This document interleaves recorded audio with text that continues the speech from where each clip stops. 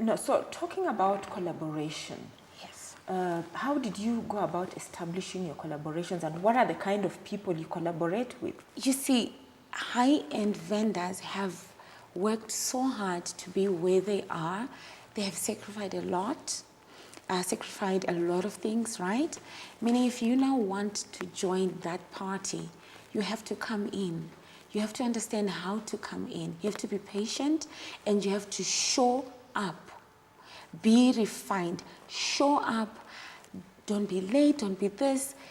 Show up in your designs. Do whatever it takes. That's what I did.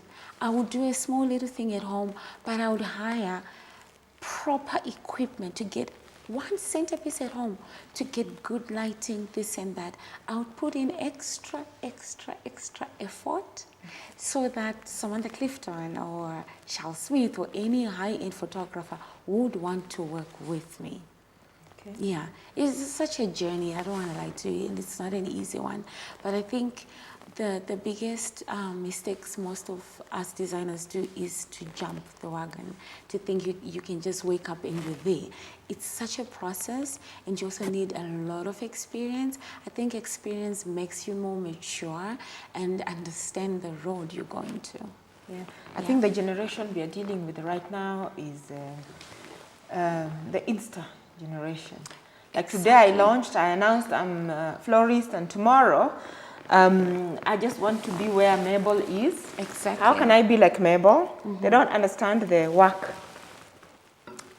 I get that a lot also. I want to be like you. And it's so flattering. I'm very humbled by that. But I remind them, do you know how many years experience I have? And I'm still learning too from people I also admire. Don't jump, because the quicker you jump, that's how quickly you fall as well. Okay. Try, and the thing with art is a process. Art requires refining your heart, getting to know your personality requires a lot of learning about yourself, isn't it? Yes. You don't just assume you know it and you want to quickly jump and $1 million budgets are now coming to you. No, there is such a building of trust, building of, whoever's going to give you that job, they want to know you're going to execute that job. Yes. They didn't properly. Get the money just by... Oh, never. Yeah. Exactly. So you need to just be patient, to be patient for growth. Do you wake up, when we give birth to our children, do they jump from 1 to 5? Why is it every day? Like, look at how, the funny thing is we ignore nature and the natural way life goes. If we can just pay attention to that and borrow the kind of system like that, your life will move on, I know that life is about now, it's about experience, and I get that. But a child also has a process. That's why we're now 30 or whatever. You started 1 day old, then they were 1 week old, then they were 5 years old, then they were 10 years old, but it was that process. They didn't just jump, because that jumping can really mess up a lot of things for you. Okay. It's not even normal. Yeah. I want to talk about sustainability. All right. I've seen sustainability is big for you. Let's talk about what inspires that, and what do you mean by sustainability, and how do you infuse it in your design? Okay, thank you. Thank you for asking me that. Sustainability for me is a very big deal. Is of just recent, probably like the last 4 years, I am 100. No, I'm lying. I'm trying to be 100% sustainable, but it's difficult. We still have plastic and all of that. What it means by being a sustainable floral designer is you are caring for nature. You're giving back too. Some of the products, unfortunately, that we use as floral designers are harmful to the environment. The biggest one that I'm sure you have now heard is the actual oasis itself. The oasis? Yes, the oasis is a brand, but the foam, right? It's called foam. Yes. Now, it's made of little plastic fibers that don't decompose. Meaning, as we're designing, it's just filling up the landfill. It's never going to decompose. It does not decompose because it's plastic. So it becomes a problem to the environment. What we're trying to do with this sustainability is not like we want to change the world. No, we're just hoping that the future gets better. You know, we don't harm it and destroy it completely. And for me personally, how can you be a designer? You're taking from nature, but then you're hurting the very nature that's giving you the joy and prettiness, right? So sustainability isn't just the product. It's also watching how you're working, you know, taking care of your workers. Another big thing is supporting local, because the less carbon, what is that? Footprint, yeah. The better, right? So I don't necessarily import it all. I will do here and there. I buy local most of the time. I can do a wedding that is 100% sustainable in terms of everything is locally grown. I will support every local grower. I will ask, what do you have? Okay, send. What do you have? In season, send. Coming back to exactly what my signature styling is, when a bride comes to me, that's one of the things I'm telling them. I work with what the season has. I'm a very natural stylist, so is that what you want? If you now want that opulent and crazy and beautiful, sometimes I really can't do it because it's not really speaking about what I believe in and what I stand for and advocate for. So sustainability, not just in floral design, I see the world now, many brands are moving towards sustainability. I noticed that Woolies, they now have, their packaging is now a reusable fabric bag that they now give you, or you sell it, but you can reuse it now. So if you can figure out to reuse things, that's being sustainable. The world needs that right now. I think the world is moving way too fast, and I worry a lot that as much as the work is becoming opulent and opulent, for me, I think it's unnecessary. But look, every bride is different. It's their day. It's okay to experience that. That's why it's also okay to live lavishly. Nothing wrong with that. But I think as lavish as you can go, watch what you're hurting. If you can practice that way, then yeah. I just think it's good. It's better that way because we're a business. So watch what you're doing. Yeah. Wow, that is really, really big. And there's a lot of wastage I find in the wedding industry. But one of the things that actually has inspired me in terms of pivoting our brand and doing different things is going to weddings, and one of the things that makes me sad is when the wedding is finished and all that beauty is being torn down, when you're dismantling. It's always like, it's such an anticlimax for me, but yet it has really inspired me in terms of how we pivot the brand. But I want to ask you, what do you do with the flowers after the wedding? So, Catherine, I want to say something about not only you feels like that sometimes. We get that a lot, and sometimes it even affects brides or clients to pay more for flowers because in the mindset, it's like, but they're going to die tomorrow, literally. What I then say is you're buying an experience.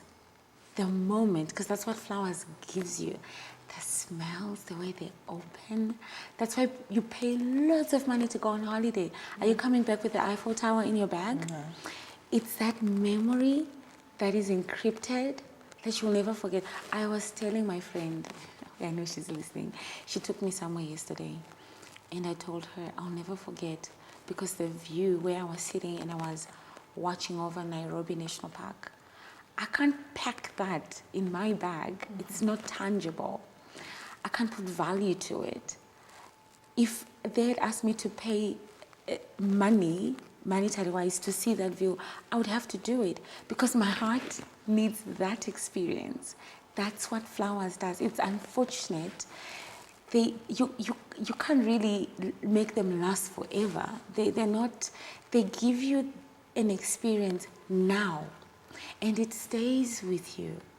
You see, when people celebrate their 10th anniversary and all of that, and couples are rewatching their wedding videos, you can almost smell the flowers all over again. You can almost see that experience all over again. It does things to your mindset and all of that. And that's what you're paying for, really, you know?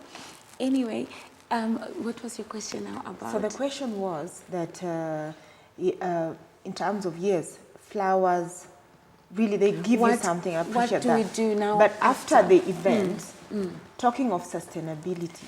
Yes, that's it. Yeah. What do you do with those flowers? Yes. And what do you advise your clients? You see, it's even better if you're not using foam, because then everything is in water source, right?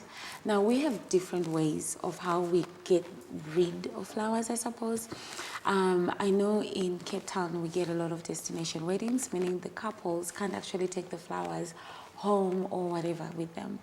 At times, they have a celebration the next day, we give them the flowers so they keep using them. But some of the flowers that are still fresh, we donate them to hospitals. I am affiliated with quite a few old age homes, hospitals, that we then ask, we've got these tons of flowers, can we donate? When that person receives flowers in hospital, they don't even know where they came from.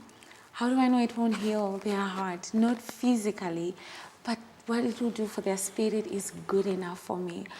It would carry me to want to do it again the next day, to know that somebody smiled. The one time, look, I had near-death experience when I gave birth, so I have a very soft spot for new moms, because I know how emotional it can get. So I actually love going to maternity wards.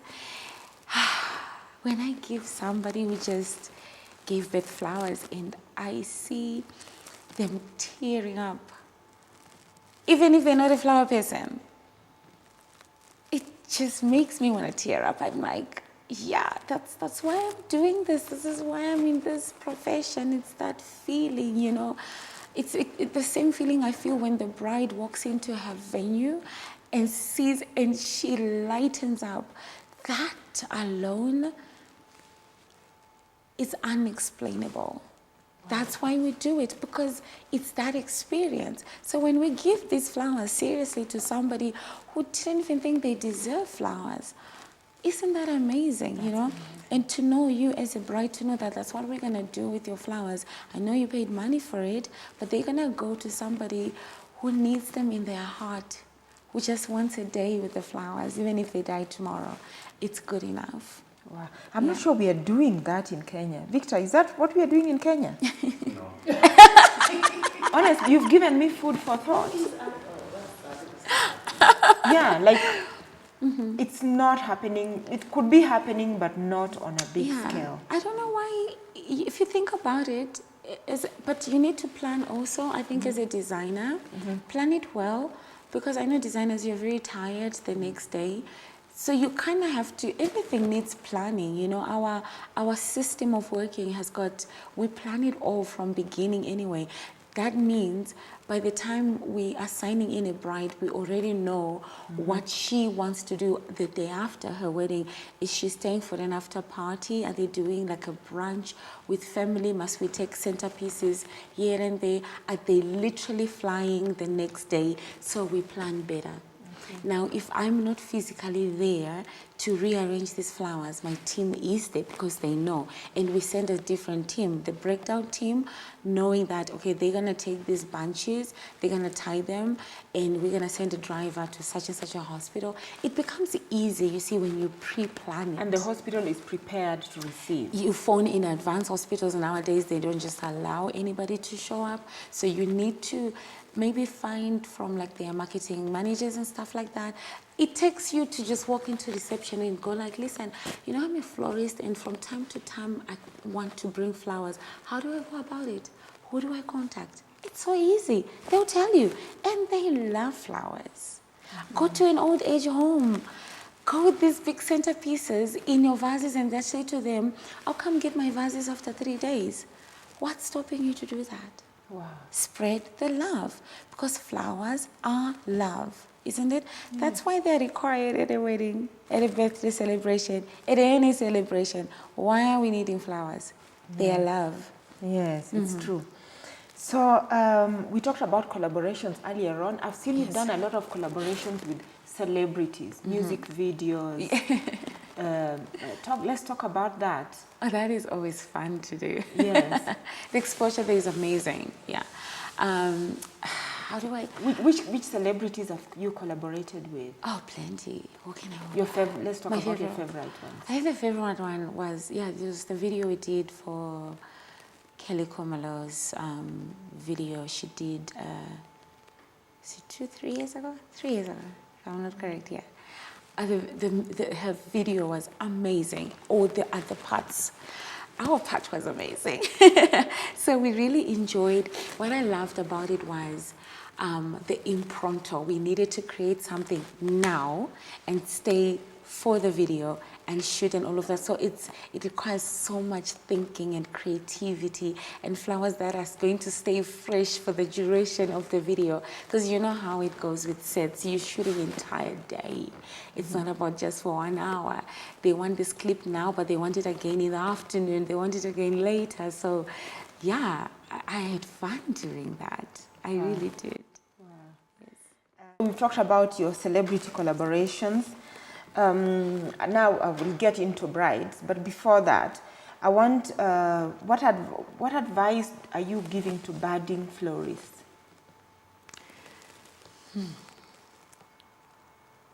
And I also want you to explain decor. Where is decor, and where is floristry? But let's start with the budding florist.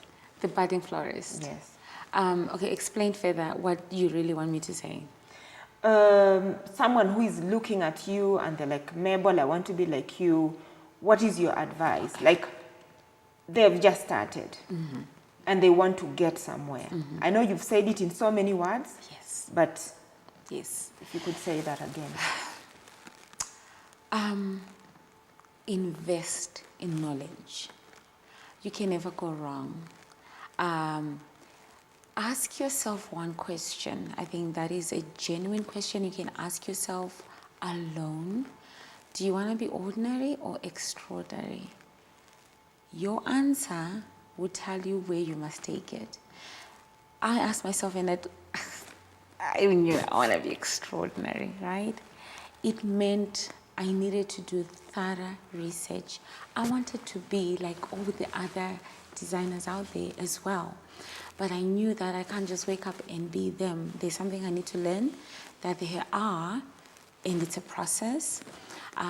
Yesterday, I was on an international blog teaching, and we were talking about, someone actually asked a similar question, like, how do I get to then be serious? I've just begun, but where I want to be taken more serious, like a profession, to be called a professional. What are the things I need to actually do? You know, right now I've been doing here and there flowers for friends and family, but I now want to be taken more serious. It was such an interesting question, right? We don't think about these things. And we all, came up with the similar answers. Number one, register a company. Do you know that sometimes just registering a company, you get a heartbeat, it's now real, right? This is now real. Because by registering, you're now thinking more professional. Even if you've got 2 followers, open up an Instagram page. Instagram is no longer personal and fun and all of that. It's now being used seriously for marketing. You can gain such a lot from that. And find out what it is you can get from that, right? Start approaching venues, other people to collaborate with. Start approaching seniors in the industry to say, volunteer to freelance so you can learn and gain experience. The thing is, I gained so much experience through freelancing. If you freelance for really good people, they will open up space. You will see and learn a lot of things that you can incorporate into your business. If you've never done a wedding, how do you know how to do it? If you've never been exposed to that, yeah. Okay. I don't know, I hope that helps. Great. No, it does help. It's for people who are actually starting, it's really important. Yeah. But the other thing, there's a lot of confusion between what a floristry does and the general decor. I know there is. That is true. That is true. So, Catherine, it's sad. It's actually true. To be identified as a floral designer, you're identified by what you show the world. Then they get to know who you are. So you have to really strengthen that.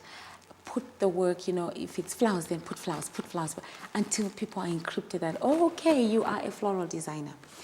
Decor nowadays can be used as an upsell. There is nothing wrong for a floral designer to upsell her decor, because as you're becoming a floral designer, years and years of business, you realize, I don't think there is a floral designer who doesn't actually own vases. You are going to be practicing at home. So eventually you start buying this inventory. So if you want to do a side business where you hire these items, good for you. But can a decorator be a floral designer? So, right? Now it's vice versa. A decorator is somebody who opened up her business. She has a warehouse. She's got everything to hire. They're doing hiring to planners. They're in rentals, literally. They're renting. A decorator is buying in bulk. They have chairs, they have tables, cutlery, crockery, vases, everything. Do you need a skill to be a decorator? Yes, you need to know. You need to study business. You need to know how to operate a business, seriously. Other than that, yes, then you're starting to rent your stuff coming back. You need your workers, you need that. Do you need skills to be a floral designer? Yes, because that's now art. You are the one designing. So if you're a decorator and you want to get into to combine that with flowers, invest in knowledge. Learn what floral art is. Otherwise, your floral side is just going to stay ordinary. Because you're making money on the decoration. So you're not going to put effort. And then you're going to ask yourself, why is it that? Sometimes, and I've been asked this question, some of my brides will go rent everything, but this decorator also does flowers, but the bride will say, no, it's okay, I'm getting in a floral designer. Ask yourself why. Because they can see you're not a specialist in flowers. You just have it as an add-on.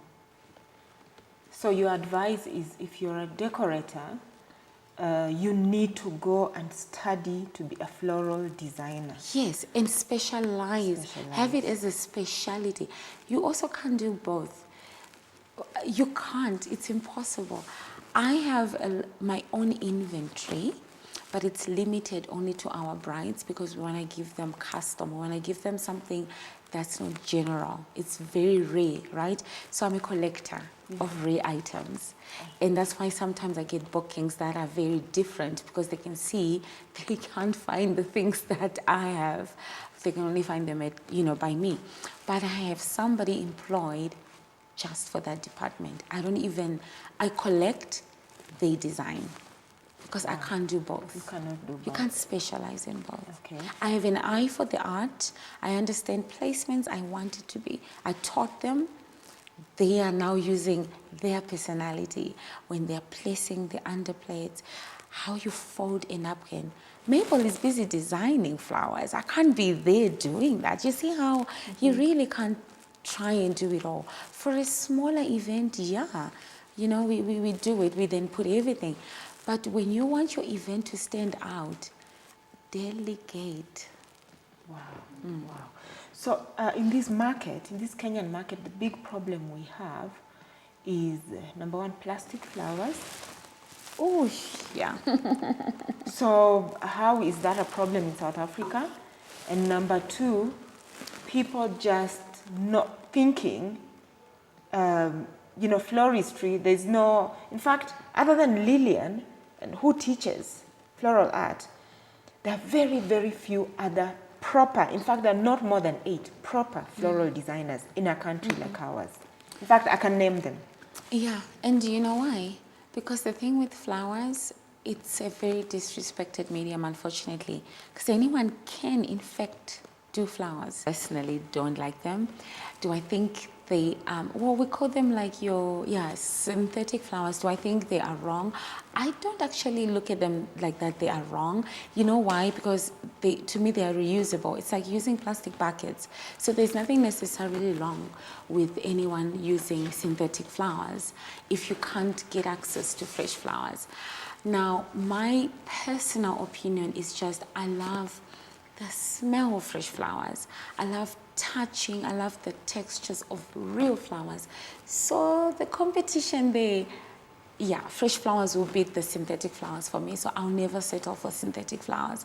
I don't think my heart would then be or will enjoy floristry if I was only limited to synthetic flowers. But I don't think there's anything wrong with using them. Wow. Yeah. Okay. Great. I hope people will listen to that and we will, yeah? Yeah. So, just to end the business part of the interview so that we can get to the brides. Okay. What would you say are some of your business highs? Okay. I think you talked about the law and the law, but I don't know if you have other laws. But first of all, your business highs, and then you talk about how Corona affected you. Oh, yeah. Then what are your hopes and dreams for your business and the industry? It's a lot of things. It's a lot Maybe of things, let me guide you. Let's start with your highs. I love your question. How you answered, how you asked me. It's a lot of things, and I'm going to answer it because for me, my answer is actually integrated into each other. Okay. I thought my highs were everything that I did, those highlights that happened before COVID, honestly, having to do like $1 million wedding or travel somewhere and do something until Corona actually hit and I started teaching. Those are my highs. It's in a funny way. The love I have for my students, my proteges, is my high of my career right now. Because I get to learn from them. I know I'm teaching them, but then they are hungry for art. They are actually artists by heart. They are so hungry to be so unique, so different. And every time I'm talking to them, it's exactly what they needed to hear. And me realizing that I wish I had somebody back in my day to tell me all these things that I'm telling, it could have made a huge difference, and also it could have not wasted a lot of time. So as much as COVID really affected my business, the event side, it thrilled somewhere else and it became my career highlights. Wow. Yeah. And so you teach online? I teach online.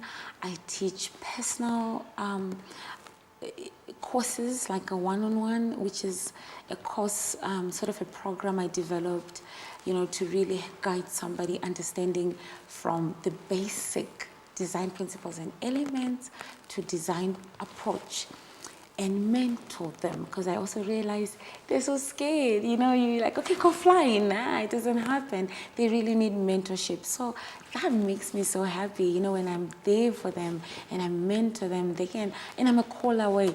My WhatsApp is full of my students. They abuse me, actually, in fact. They do, because they can just WhatsApp me, what do I do with this? And I can answer, okay, do this, do that.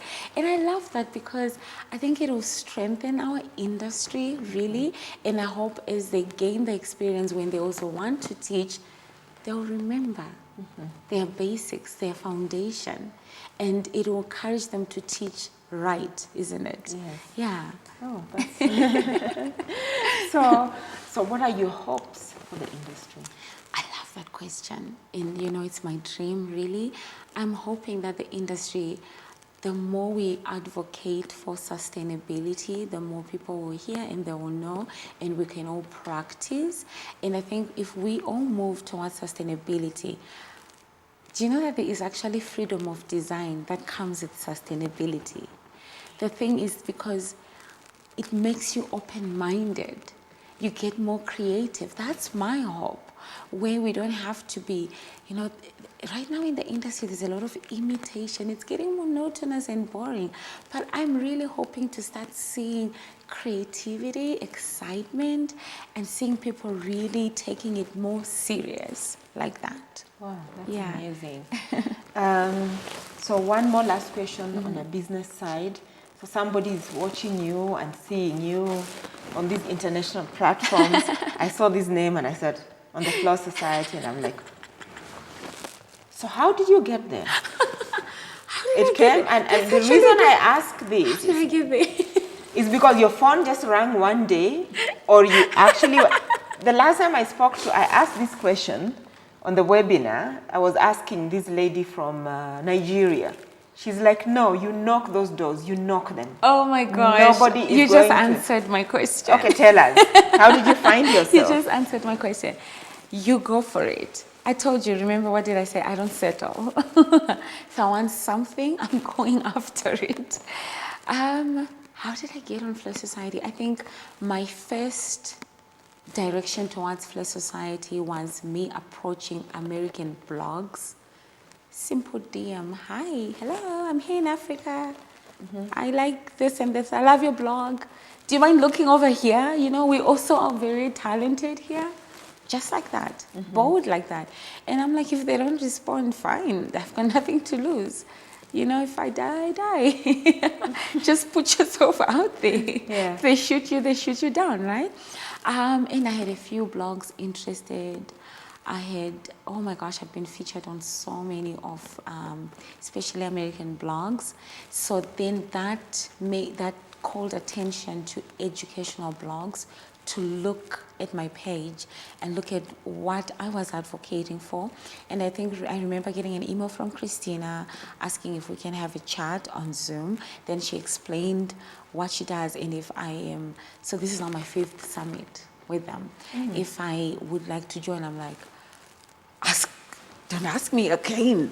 Yes, we're even asking. Just say come. I couldn't believe that. You know, we're in Africa, like you have to teach worldwide now. But the thing with these blogs, they're not only centered around Americans or Europeans. It's everyone is there. Everyone can also teach there. But what's daunting is that if you're going to teach there, you better know your game. You better know what you're teaching. Because people that are listening there or other educators know their game. You don't just rock up and you're there. You really have to educate yourself and know what you're doing. Wow. Yeah. Oh, that's really amazing. Really proud to see you there. Thank you. Yeah. So now let's get to brides. Now we want. I love my brides. Yeah. So why do you think? I don't know whether I already asked you this. In terms of the look and feel for a wedding, why do you think flowers are so important and brides should pay attention to it? I know, Catherine. Flowers add that ultimate beauty at a wedding, whether we like it or not, you know, they do. So flowers, it's actually $1 billion industry, I get that. For that specific reason, they remove centerpieces, the room looks dead, looks blank. Add centerpieces, there's life, because flowers are life. That's why for me, I can't handle synthetic flowers. They are not living things for me. They're not gonna give me the same feel fresh flowers gives you. They remove the life. They remove the life. As beauty as they are. Remember, people that design synthetic flowers are such artistic because they really try to make them look as real as possible. I just feel like the moment I touch and I can't actually feel the real thing, it doesn't give you the same feeling, Catherine, ever. It really can't. So flowers are life. That's why they are required at these events. Wow.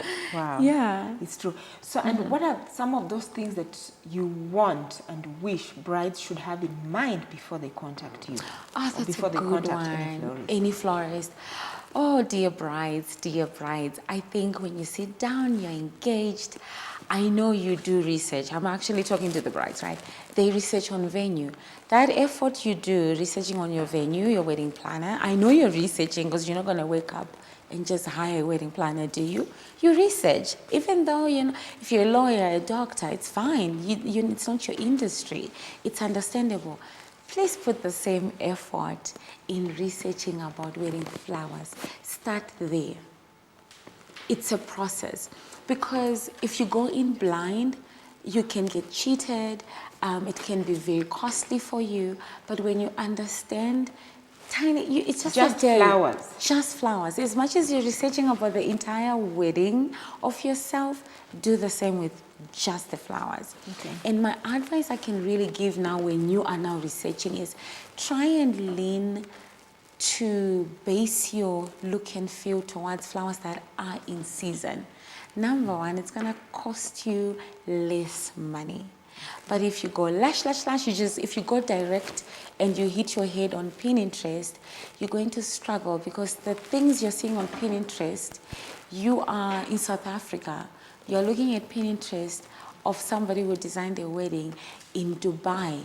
The seasons are completely different. The flowers you're seeing there and the flowers that we have here, completely different. So try by maybe make it a vision board, but make it about you just like the style, but not the particular flowers. Then let your florist guide you. Try and listen to this professional. It's like when you, Catherine, let me ask you something. When you go to a doctor, when I was pregnant with my daughter, my gynae made fun of me because, you see, I'm an analytical thinker. That's why my work is so finite. I think of every little element. I went there with a pile of questions and answers also at the same time. And then he asked me, okay, who are you going to listen to, Dr. Google or me? I'm a professional. Then it hit me. I'm like, okay, I have to actually trust him. You will read up Pinterest. That's Dr. Google. That's what I mean by that. It can give you as much, but a professional will always give you the best advice there is. Prepare your questions maybe, you know. If you're not understanding, prepare even as hard as that. That's how you can also serve who's the right florist for you. Prepare the hard question. Then the other thing is identify the florist by their styles, their strength. If you go to a floral designer who is bold, who works with like bold colors all the time, and you want subtle colors, you think that's gonna work? That florist is gonna struggle a little bit, you understand, to bring in the softness because their strength is in bold and daring and this and that. If you take that vice versa to a floral designer who's soft, or like Mabel, whimsical and gardeny and romantic, and you give me Gothic style, which is nothing wrong with that, I'm going to struggle to connect to a Gothic style because that's not my strength. So you need to also identify. That's why I said it's worth an effort to just do a little bit of homework. Just as much homework you're doing for your venue, your wedding planner, your photographer, do the same for flowers. It will help you. Understanding what flowers are there. Yes. And also the different styles. Exactly. It will help you, like really tremendously. Okay, I see. And so what happens if a bride comes to you and they say, how much do flowers cost? Should they need to know something about budgets? No. You know what? I want to be fair here. I know that question is such a, it goes two ways. Let me be fair as well. We want to know, as floral designers, we actually want to know. I know that the bride knows how much she wants to spend. She may not know how much flowers cost. But when you get married, when you're getting married, when you get engaged, what is the first thing you and your fiancé are going to do? You're going to sit down and say, okay, this is how much we can spend. Meaning you already know how much you can spend. And I don't believe that they don't do that. You know why? Otherwise, it's a roller coaster. How do you know which venue to approach if you don't know how much you want to spend, right? Otherwise, you're going back and forth. You can't suddenly approach $1 million wedding venue and you're an average bride. Or an average, you know, somebody who wants a lavish wedding, go down. You will know where to identify. So I think, yes, they don't want to tell us because they feel we will take advantage of that. And what Fair do you tell enough. to a bride who thinks you take advantage? I give them figures. So I give them the choice. Would you say you want to spend between this much and that much? This much and that much. We give you ticks. And how do we come up with these ticks? When you're a brand or a florist or a designer or whatever, how much budgets, what kind of budgets, identify that for yourself first. What kind of work do you want to be known for, right? Do you think you can work with an average budget? If that makes you happy, then put that on your tick box. Those are the clients that you're going to attract. Do you want low-end and plenty weddings? There's nothing wrong with that. Do you want high-end weddings? That means your tick box is starting really higher. Meaning, by the time this client is coming to you, they already see, okay, I don't think I belong here. Or, you know what, in fact, yes, we can afford this, because I know they know. Okay. They just want somebody to help them guide. So that's what we do, and help them kind of, yeah. So, because they will never tell you what their budget is. It's impossible. And I think it's fair to also give a bride amount, like an estimation. If you you don't have to give them an entire quotation, because it takes time to prepare, but give them something, because you know what, a bride has a right to shop around.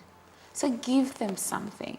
But if this bride is shopping around based on price, then maybe they may not be your bride, because if you're a designer who's based on quality and design and not really about price, then it's different. But give them something. We always give estimates, you know.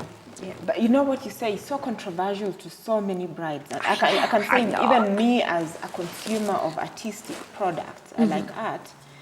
And art could be even in, I remember one time when I wanted to build, to develop a property, and it was the first property I was developing. And so I go to see this architect, and he's like, so what's your budget? And I'm like, what is the budget? So then after that, I started to educate myself on the price of things. Because we take it for granted that we know the price. And I know that there was one bride who felt so offended because, and she actually went to another designer. This is happening now, because one of the very talented designer, floral designers, just told the bride, if your budget is less than 3 million, I'm not working with you. So this bride felt very offended and judged. What makes you think my budget? The bride felt like judged. Like you think I can't afford. And I would feel like that. And this bride is from one of those heritage money. I would feel like that if I was the bride. Yeah. Literally, you are right. And she's right to feel like that, Catherine. Yes. Sorry to interrupt you. She's right. The thing is, remember what I said exactly. Do your research as a new bride. I know you don't know how much flowers cost. There is no way. How do you know that? You've never been married. Maybe you don't even have, maybe you're the first one in the family to get married. You will never know that thing. So it's fair to show up to a florist and say, but I don't know how much flowers cost. You are not lying. You are being honest. I think it's us, the designers, our approach needs to come with so much grace and understanding where this bride is coming from. My approach really is about educating at the same time, so that if they don't book me, the moment they're going to the next vendor, they now have been educated. That's how they've just been educated, and very nicely. So we don't judge you. I'll simply go like, okay, I can tell you, flowers are not cheap. Number one, there's, and then we're laughing. We say it in a nice way, honey, flowers are not cheap. Let's first start there, right? What you're describing about your wedding is amazing, is beautiful. Most of them will send you pictures anyway. And you're going like, the pictures you're looking at, because just, that costs you nothing as a designer to just educate, Just like, listen, the pictures you've sent me are so beautiful. But would you mind just ticking a box? Would you say your budget is between this, and that? I just want to see where, you know, ultimately it's about how much you can afford, right? And unfortunately, we have a minimum standard entry because of we want to maintain quality work. So we have to start from here. Again, you're already educating. They now know, oh, for quality work, it kind of has to start there. Even if they don't book you, you've already educated, but in a nice way. So if they come back and they actually do sometimes, and then you go like, okay, thank you, but these now pictures you've sent me are off your budget, completely off. Now, you clearly can afford to work with us. Can we maybe give you other ideas that are within your budget? Now you have the game. Now you can move forward. But if they don't come back to you, they are clearly still trying to figure out themselves. They may be having, and unfortunately brides also, they don't do homework. They're too excited. But I think the best thing you would have done for that bride, even if she doesn't come to you, by just giving them that one sentence, you've educated her. And So you've when done they well go, for the industry. yeah. So it's a collective thing for It's us a collective to educate the thinking. industry. Yeah, exactly. Because this budget thing is it's a controversial thing. The brides have the right of their own. The florists are thinking they have the right of their own. You kind of have to meet somewhere. But I also think so that it's a branding issue. If consistently you're getting brides under a certain budget, you need to look at what is your website, what are your images saying? Exactly what I said. Yeah. You as you start your business, as you're now approaching people and as you're doing your style shoots and everything, what kind of a floral designer do you want to be? Start right there from the beginning. If you're putting work that isn't what you want to sell, you are going to attract those kinds of client. So if you get really annoyed by that, it's because your work is attracting them. So find out what is it That you need what to is change. it that you need to change. Exactly. That, should How attract? are these high-end designers getting there? Where are these high-end clientele? How do they shop? Find out. Yeah. Okay, I see. Great. So now a bride inquires from you. What happens next? What should they? No, first of all, a bride inquires. What should they expect? Yeah, from you? so say exactly what I was What is saying. the If we come to an agreement about the budget, for us, I think when a bride is inquiring, the first thing we want to know is can you afford me as a designer? And by say that, I don't mean it in that harsh way to say I'm an expensive designer. No, I am simply saying, can you afford the quality of work I want to give you?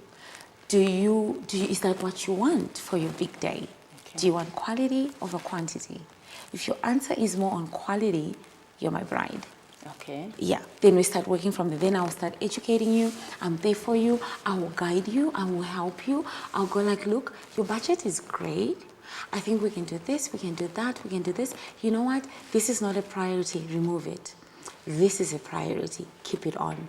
You know what? You don't need to sit your floor plan. We'll guide you in so many ways because a floor plan also influences the budget. For example, round table can actually cost less than a rectangular table because proportionally, round table, you are designing right in the middle, almost 60 centimeters. Then you have to think about all the other dry ingredients that are going, right? The plates, the glasses, wine, this and that. So you can choose to just leave everything more lower and beautiful and elegant. Rectangular table, however, now you have to think of doing things across. That's going to cost you money. So when you approach a good designer, an experienced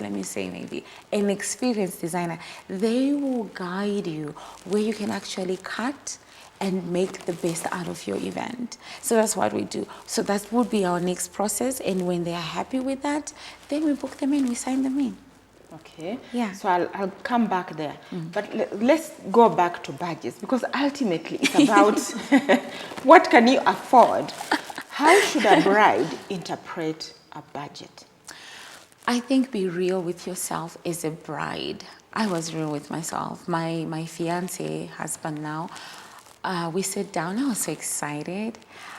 And in fact, the reason why I decided to do my own flowers was I realized I couldn't afford. And how I realized I couldn't afford is I did research. And then I realized, damn, okay, these things are expensive. I can't afford it. So be real with yourself as a bride. Get excited, but please be real. There's life after a wedding. If you can't afford something, think about many ways. Okay, if you are a bride who is keen on having a quality experience for yourself, hey, remember, there's nothing wrong with that. It's one time for many, right? And it's okay to want it to be the best there's ever been. But if you can't afford it, think about moving your date, which I know nobody wants to do.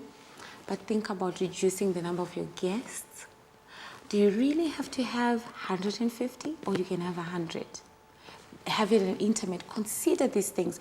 By reducing the number, you're also reducing how much you're charged per table, isn't it? Think about using flowers that are in season. Be flexible. Think about working with colors that are in season. Don't go and look for things that are outrageous, because that is what's making your budget go higher and higher. So be flexible in here first. Get what you want, but be flexible. Wow. Yeah. Okay. And now, when I receive that budget, what are the things that are included in the budget that can help brides interpret? Like, for example, if I'm comparing your quote and I'm comparing the other person's quote, how should I Do you mind cutting? I just want to say something. Don't record that. So we don't actually send detailed quotations to a bride before we retained. It sounds snobbish. Yes. If I say it like that. I know what you mean. It will make me, oh my gosh, like, oh, who do you think you are? So you're saying brides must be, no, it will actually send a bad vibe, because it doesn't, the way we do it, it doesn't come out the way I have to say it, but I'll try. Let me try and think. Okay, so Catherine, to answer your question, basically, what a general quotation must include if you want to compare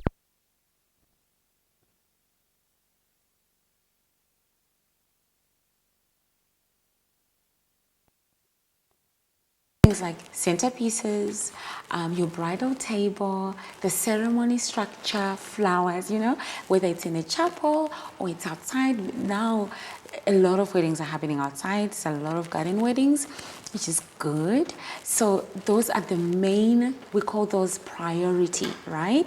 You have to make sure you have flowers at the ceremony. It starts there. Ceremony defines the mood for the rest of the wedding. Then it's the pre-drinks area, because you're gonna escape into pictures and all of that, and your guests are gonna have like an hour of mingling. If you want flowers here and there, you can do that. And then in your reception, obviously, a simple bride who's on a budget can settle for only priority. You don't have to go overboard. But if you're a bride who wants to go a little bit lavish and a good experience, then there comes installations. Then the ceremony is like full of flowers. You are hiring musicians and all of that. It becomes bigger, because her experience and expectations are more. More is more. And believe me, more is beautiful anyway. Generally, for me, for our brand, we don't really give you detailed of everything until we know you can actually afford it, because I want to say it in a kind way so that these brides think about think about us as well. It takes time to build a quotation. So if you're expecting me to spend days phoning, so I'm going to be phoning growers, I'm going to be emailing growers, I'm going to be sitting down, going back and forth, wherever that I have to find to confirm, is this flower in season, this and that. Time is money. I'm losing out. For you to decline or to use that to compare, is that fair? It's not, isn't it? But at the same time, I'm also understanding that you need something to use to shop around. That's why, it's an education thing. I think let me go back again to the point I keep saying. Research on the florist that works for you, so that you avoid going here. You're also wasting your time as a bride, because you're also going to get very confused. Remember, floral designers have different signature styling, and by comparing too many quotations, you're actually comparing apples to oranges. It's not fair, because the approaches are different. You have to first identify what is it that you're looking for, and then compare the floral designers that are on the same level of design. That's okay. But if the designer responds to you and say, look, you're looking at plus or minus this amount of money, I think it's fair for you to use it to compare, because you kind of know what you need to know. But don't expect every florist to really give you an itemized quotation, because what they have to go through to get you that itemized quotation is so much work, so much phone calls, so much emails. And after COVID, do you know what has happened? For us to get a quotation to some direct growers, they want confirmation first, because what they did back in the day, they used to just book you, pre-book, and then you come and cancel. So it's really hard for the florists. And when they lose you as a client and you went for somebody cheaper, they get really bummed out, because they could have used that time to be doing something to get them an earning. But then they put in effort to give you such a breakdown, only for you to realize actually you can't afford them. Yeah, I think that's a lesson also for florists, not just for brides. Yeah. Yeah? Yeah. So what about the DIYers, the ones who want to do it themselves? Okay. What do you have to say for them? I've been asked this question in so many of my interviews. You know what, Catherine? DIY for a home celebration is amazing. It's beautiful. You can manage. DIY, if you want to do your wedding, there are two. There's the DIY where you're doing a wedding at a family home, and your brothers and sisters and aunts, everyone is going to help out. You can manage. Then there's DIY for a bride who thinks going DIY is cheaper for me. These are the ones I want to just say something. Like you did It yourself. actually isn't. Exactly. Because you will start seeing things that are popping up you didn't know about. Because remember, you're not a profession. You know, simple things like, oh, I actually need buckets to keep my flowers fresh when I collect them. Oh, I need my flowers to come in days before, or they need to be open. You don't know all those things. Remember, floral designer, you're also not paying for the cost of flowers and this and that. You're also paying for them to style the event. You can't style the way you want. So DIY can be really expensive, unless seriously, the only time I can almost I don't mind seeing a DIY is when somebody is having a family home, like, you know, if this turns into a venue and you grow some flowers and your daughter wants to get married and you guys can just help out and pick. That's amazing. That's beautiful. That's an experience. They don't have to look whatever, you know. But maybe also learn one or two things, attend workshops, just so you actually understand how to design. Mm-hmm. Also, how to keep the flowers fresh, how to cut them, a simple thing like that. You know, nipping a flower stems have veins that water travels through. If you're using a wrong pair of secateurs, you are closing that stem. Hence, you think you designed today, 3 hours later, you're not understanding why they are wilting, but they're in water. It's because of the tiny little thing you made. Like the yeah, okay. Yeah. So I don't really recommend, honestly, Catherine, DIY, because it always has bad results. Wow. Always. Okay. Yeah, unless it's at home. Now, going back to the quote, there's something I saw in an interview you did somewhere talking about logistics, and I thought, wow, this is something people don't think about. Yes, and this I'm going to speak to both brides and floral designers. Floral designers, if you don't add logistics, you're shooting yourself in the foot. How are you expecting to transport the flowers? How are the flowers coming? You're going to be charged. shipping costs. And then you need to go to the airport or wherever it is to pick up the flowers. You need a mode of transport to do that. Venue, back and forth, delivery and collection. You need to think about the people that you're going to work with. It's part of logistics. What if the venue asks you to do a midnight strike, like that's after midnight, or a Sunday strike? By law, I don't know in Kenya, but in South Africa, you have to pay double on a Sunday or public holiday or any time after 12 midnight. So if you didn't charge for that properly, how are you going to cover those costs? You mean if you make people work after midnight? Mm-hmm. You have to charge double.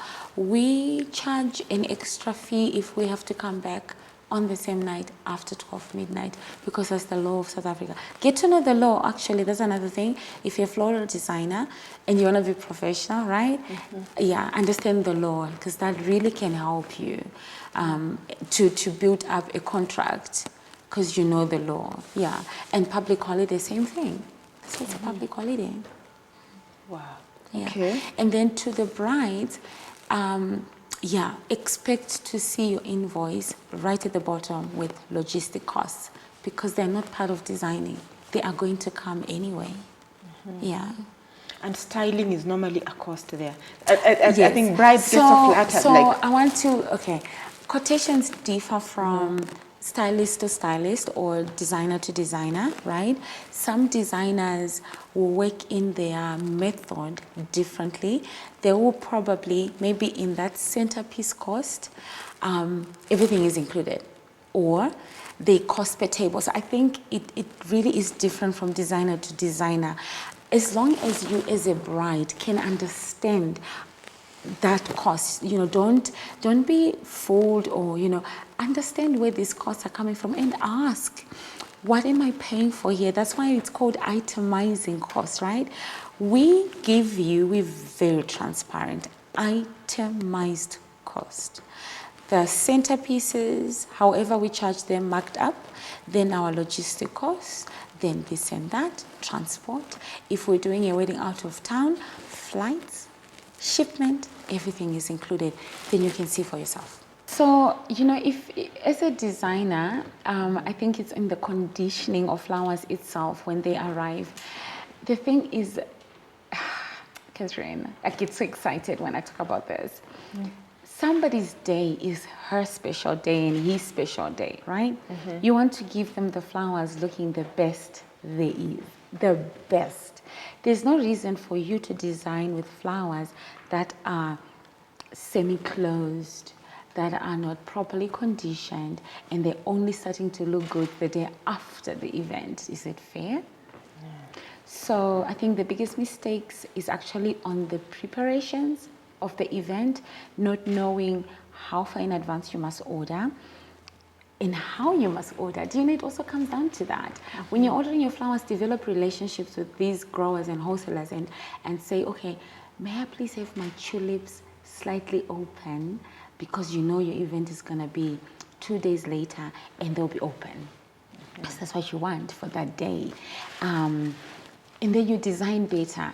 The other mistake is, I'm sorry, I'm laughing, is in the proportions of color, the use of color. That's why maybe it's worth investing in learning design principles and elements, what really they are, because color is a design element, and color, it's a color theory. It will teach you about color value, the value in the color, as a floral designer, not as a painter. And then it will talk you about saturation of flowers, and then color palettes, how you combine colors. Then it will also talk about the simple golden rule. I don't really want to call it a rule, a recommendation of using color in 65, 25, 10, which is again the Fibonacci sequence, if you think about it, or the golden ratio. So this inexperienced use of color, when you think you go to the market and you use your intuition, you put, oh yeah, this works together. But when you order plenty and it's not really coming out, or when you order flowers that have got high saturation for an outside event and the photographer you hired is not a natural light photographer, that's going to ruin your pictures completely. There's a lot to think about other than just putting together a beautiful color palette and work, or just ordering flowers. There is so much thought behind there that makes your work look good on the day of the wedding. Yeah, and because I think, and I think florists and even brides should pay attention to this, because sometimes you're going for an inexperienced florist who will do very high, like on the centerpieces that no one can speak to each other, things like those. You see proportion, right? Yes. Where you are taking a vase that is more, or like this one. Oh my gosh, I really wish I could take that. It's so beautiful. It's so beautiful, Catherine. Like I keep eyeing it. This vase over here. Yeah. Gorgeous. You take that and then you place it for a lower seating. It's not about people want to talk to each other. It's about they want to experience the entire room. But now you're blocking because you're so inexperienced, you're not realizing. If you're going to elevate, then elevate. So such that the flowers are still making a statement when guests walk in. But when they sit down, they are still really beautiful. They can see the entire room. If you're designing lower, oh my gosh, and I'm just actually referring to, again, design principles and elements, the topic form, where you learn different shapes of flowers. Form is in the shape of an overall design, what it must look like. And it teaches you these things. It's called horizontal design, when you design something lower lying or when you elevate something. So I think it's really worth for a floral designer to learn, because don't just base it on intuition. It will take you far, but you will make so many mistakes. Wow, that is so very important. And yeah, and I think so that, seeing the yes, you have that experience, but your photos are gonna be your memories. They say you're as good as your last event. Yes. Your photographers freezes moments for us. That's what people are gonna remember you by. And so it's very important that I think florists should think about how they're gonna look, and therefore tell us what is the best way to hold a bouquet. Oh, I wish we had one. Okay, for and me, what are the mistakes it's couples face make? fronting. The bouquet, number one, must be comfortable for the bride to hold it. I don't understand the reason why some stems are left really long, because when they are long, they can't really hold them close to them, can they? Because the stems are long. So now the bride will naturally pivot or hold it to what's comfortable for her. So it's how you design the bouquet to begin. So it's a design problem when brides are not holding the bouquet properly. The better you design your bouquet, the better the bride is gonna hold. The more comfortable she's gonna feel to bring it close to her. But if you really, it's us that makes the bride, because the bride is gonna use her instinct. Even if you tell her hold it like this, if it's not comfortable for her, she's not gonna do it. It's her day. She wants to feel comfortable.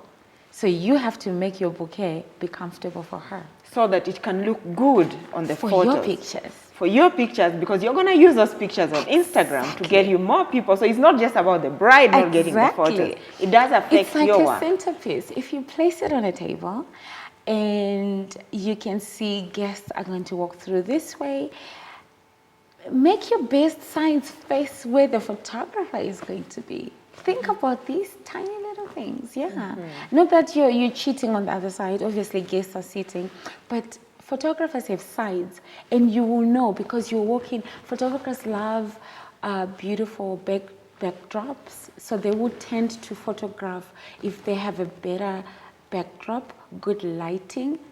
Understand these things, because that's where they're gonna shoot anyway. Wow. Wow. Yeah. Great. So this has been such an interview. Let me just see if there's any question. Okay. That I may, just oh, look at me. two more questions. Number one, I heard you do not do mock-ups. Number one. And the other question. And number two, now this is a professional question. You don't do mock-ups. Brides are like, we want you to do a mock-up of exactly what you're talking about. In Kenya, it's such a thing. Somebody said something for sure. Yes, it's true. I don't, so let me maybe say it in the right way. I don't like doing mock-ups at all. Some of the planners I work with, I know they'll watch this at some time. They can testify. Maybe we'll cringe and try to get out of it, you know. The reason for me not to really want to do a mock-up are based on so many things that are centered around my design approach. There's nothing wrong with doing a mock-up if the bride can pay for it, because you have to buy the flowers in. So I would do them if they really, really want to say, I'm not going to decline. But they have to pay for them separately. Yeah, my approach rather, why I don't like to do mock-up is because we are, number one, a mock-up can limit me. And remember, my approach really depends on what's coming, what's in season. I also work with a lot of things that we forage, meaning I look around nature, and because nature changes a lot, it's not fair for me to show you one thing and at your wedding day it's actually a little bit different. So my reasons for not wanting to do them are based not because I'm just being snobbish. They're really based because it's harder for me. I won't feel right if you have to come and just saying I've changed something slightly, because I'm influenced by nature. Yes, and there's no way it can be the same. Yeah, it won't be the same. And sometimes the flower you really want is probably only available 2 weeks before your wedding. And I can't do your mock 2 weeks before the wedding. It's too late already. If we're doing a mock, you know, we do it months before your wedding, but there's some of the flowers won't be available. So that's also another unfair part to a designer. Then my getaway is always, I actually ask the couples to come to the event I'll be doing so that they can see the quality of work I do. And there's no cheating when you're doing a real event.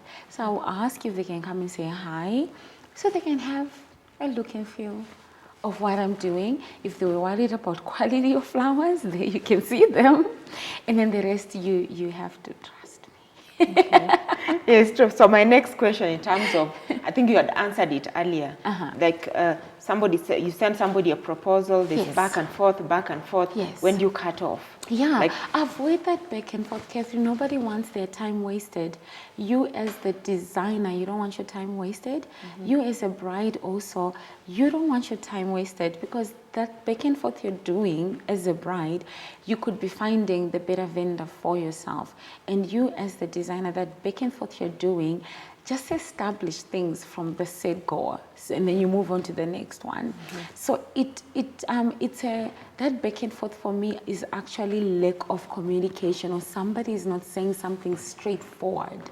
You are afraid, the designer is afraid to lose that client, but rather say it. If you know deep down in your heart you have certain needs, or you design like this, because if you don't say it, why are you going back and forth? Then you kind of want to trick them into signing, but that always backfires, you see, because it comes back. The things you didn't say, and now it's coming back. So we developed a better system, you know. When I get an inquiry, and inquiries come different, so it's not a set, you know. Some go through our website where the questionnaire is already there, but the harder ones are just pop-up emails. They don't know who you are, they're just randomly emailing everyone. It actually starts with, hi there. Oh wow, I like those. Hi there, please can you send me a quotation for this, that.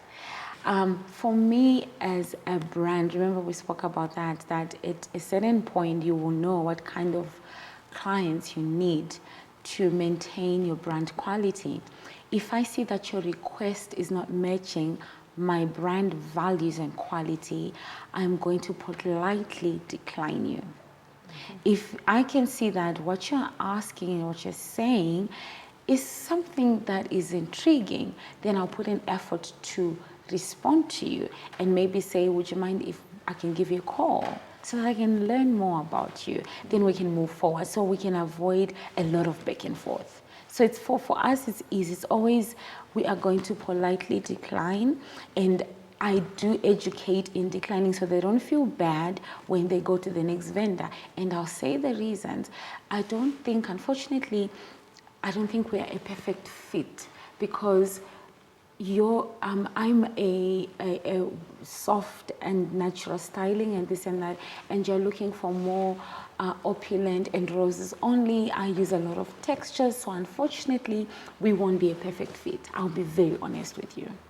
Yeah, Oh. I won't try and because I want the money. No, because I'm going Style to be it differently. Yeah, to look. it's going to frustrate me. And I can't separate my emotions to my work, so I have to be honest from the get-go. So how can people find you? Oh, Your social media. my social all media. that, yes. My social media is where most people know me. So our Instagram page is the most active one, which is at Mabel M Florals. That's my brand name. And then we've got a school page, Mabel M Academy. Okay. Yes. Facebook, I don't have any Facebook account. Okay, I think there is. I don't go on Facebook anymore. Okay. But I think there's a business page. I just don't have any. You know, it's so funny in Kenya. I find a lot of designers saying that, the inquiries they are getting out of Instagram, they are not as better paying as the ones of Facebook. Really? It is something consistently I'm hearing.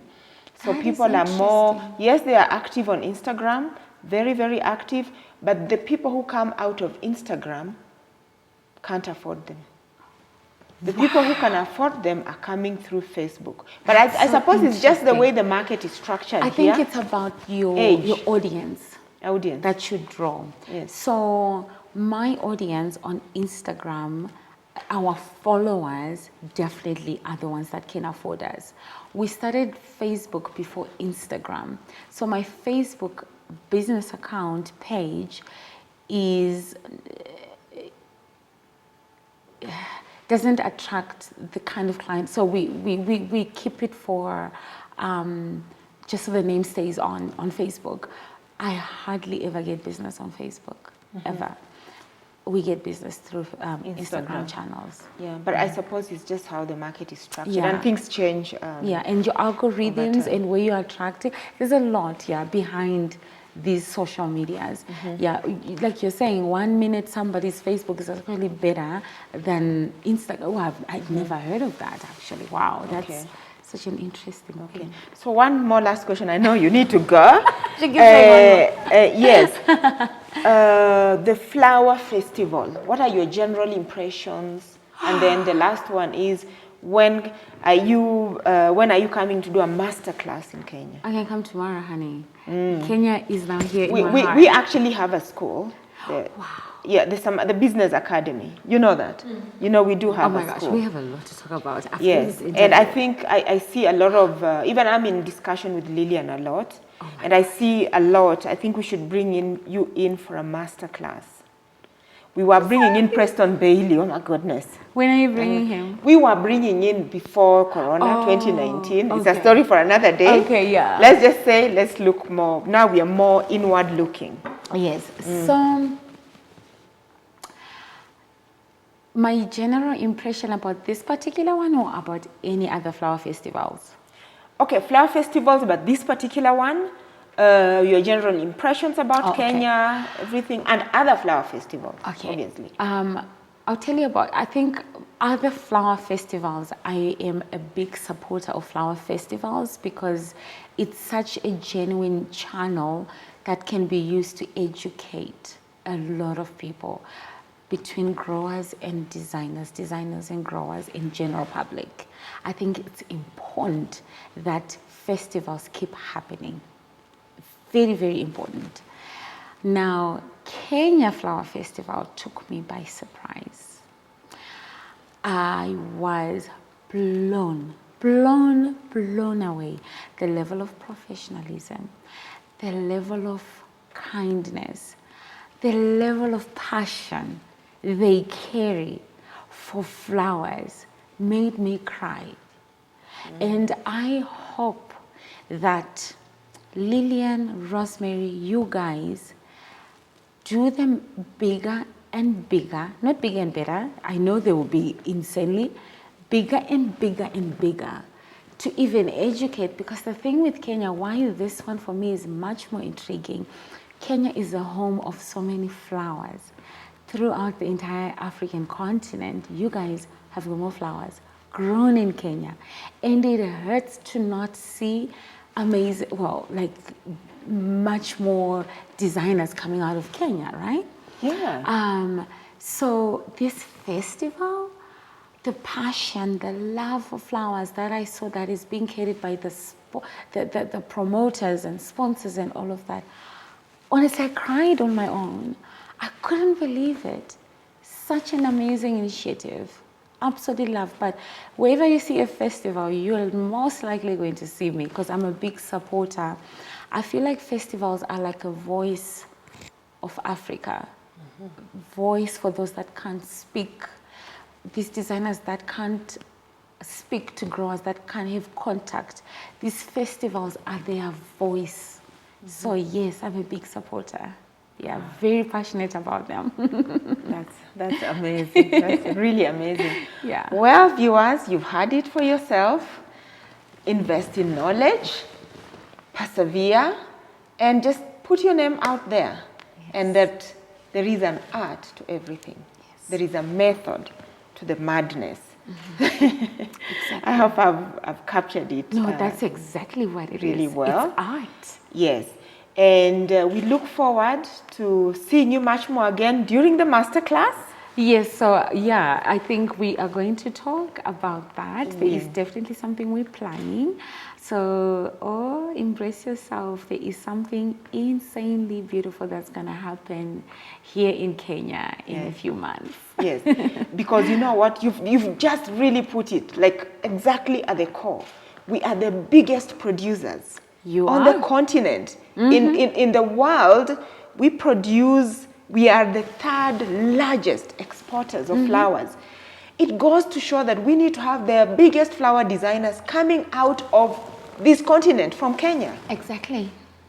You know, I had not looked at it that way. And now that you have said it, this masterclass needs to happen. Yes. Honestly. Yes. We must be like, you know, the way we are producing the athletes. Yes? Kenyan athletes. I know. Yeah. So we must produce those kind of designers. Like, do you know right now, I just had that paradigm shift, that light bulb moment, like, what's happening? Honestly. You must tell her what we're planning, right? Yeah. Like, you're going to tell her? Okay. Sorry? Oh, no. We will tell you. Yeah. Yes. It's definitely happening, Catherine. It has to. Yeah. The thing is, we need to use... Okay. We need to voice...